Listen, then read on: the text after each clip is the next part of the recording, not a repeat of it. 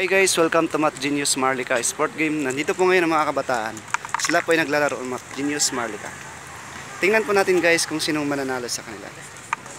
Ngayon po guys, napakaraming mga kabataan po ngayon guys. Oh. Nandito rin po ang mga estudyante po ng Kaibiga. Tara guys, tanungin natin sila guys kung anong paaralan sila. Hello po sa inyo. Magandang hapon po.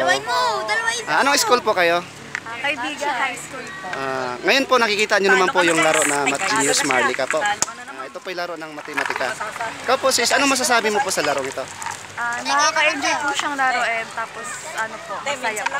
Okay po. Motivation ka po sa math. Okay po. Kayo naman po sis, anong masasabi niyo po? Masaya po siyang laruin para po masusubok po yung talino. Okay. Ayan po guys, ang daming dumadaan ngayon, no? Mga kabataan. Ano po, mutas lang ngayon guys, pauwi na rin. Kayo po sis, ano masasabi niyo po sa larong ito?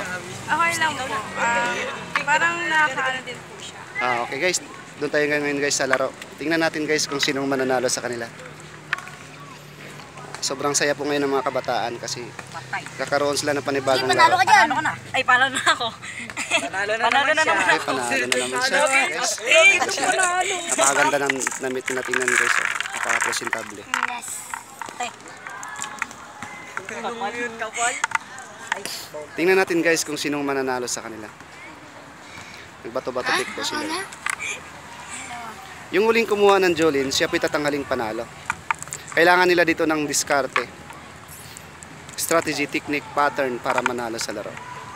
Diskarte lang talaga yun. Yung huling kumuha ng Jolene, siya po tatanghaling panalo. Sino kaya ngayon guys ang mananalo sa kanila?